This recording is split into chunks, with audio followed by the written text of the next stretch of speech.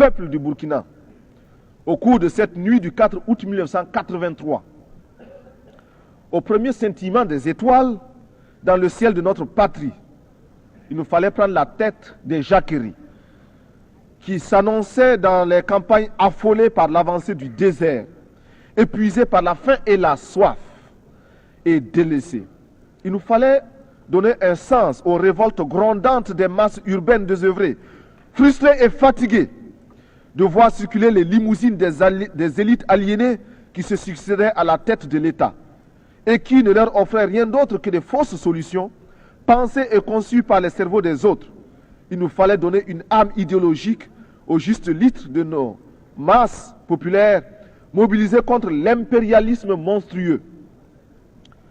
À la révolte passagère, simple feu de paille devait se substituer pour toujours la révolution, lutte éternelle contre toute domination.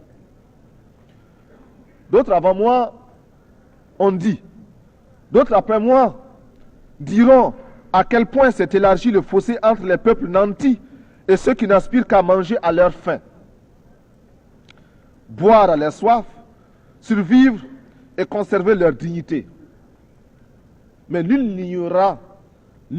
n'imaginera à quel point le grain du pauvre a nourri chez nous la vache du riche. Dans le cas de l'ex-Haute-Volta, le processus était encore plus exemplaire. Nous étions la condensation magique, le raccourci de toutes les calamités qui ont fondu sur les pays dits en voie de développement. Le témoignage de l'aide, présenté comme panacée et souvent trompetté, sans rime ni raison, est ici éloquent. Très peu sont les pays qui ont été comme le mien, inondés d'aides de toutes sortes. Cette aide est, en principe, censée œuvrer au développement. On cherchera en vain, dans ce qui fut autrefois la Haute-Volta, les signes de ce qui peut relever d'un développement. Les hommes en place, soit par naïveté, soit par égoïsme de classe, n'ont pas pu ou n'ont pas voulu maîtriser cet afflux extérieur, en saisir la portée et exprimer des exigences dans l'intérêt de notre peuple. Analysant un tableau publié en 1983 par le Club du Sahel, Jacques Giry, dans son ouvrage Le Sahel de demain, conclut avec beaucoup de bon sens que l'aide au Sahel, à cause de son contenu et des mécanismes en place, n'est qu'une aide à la survie.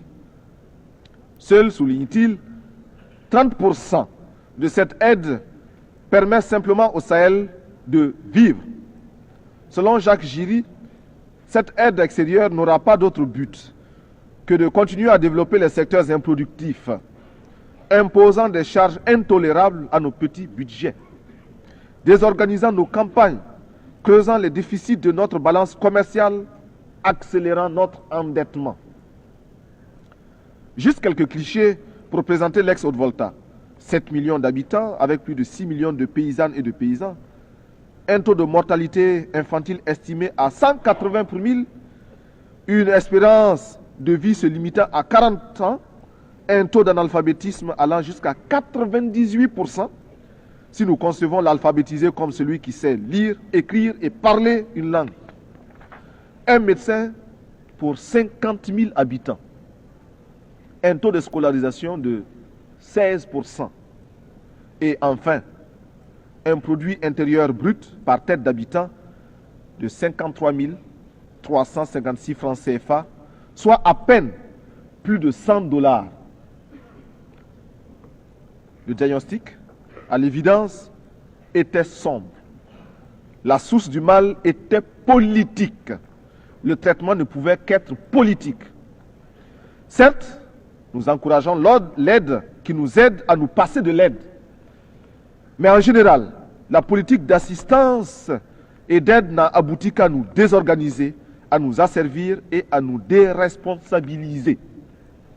Dans notre espace économique, politique, économique et culturel, nous avons choisi de risquer de nouvelles voies pour être plus heureux. Nous avons choisi de mettre en place de nouvelles techniques. nous avons choisi de rechercher des formes d'organisation mieux adaptées à notre civilisation, rejetant de manière abrupte et définitive toutes sortes de dictats extérieurs pour créer ainsi les conditions d'une dignité à la hauteur de nos ambitions. Refuser l'état de survie, desserrer les pressions, libérer nos campagnes d'un immobilisme moyen enjeu ou d'une répression, démocratiser notre société, ouvrir les esprits sur un univers de responsabilité collective pour oser inventer l'avenir. Briser et reconstruire l'administration à travers une autre image du fonctionnaire, plonger notre armée dans le peuple par le travail productif et lui rappeler incessamment que sans formation patriotique, un militaire n'est qu'un criminel en puissance. Tel est notre programme politique.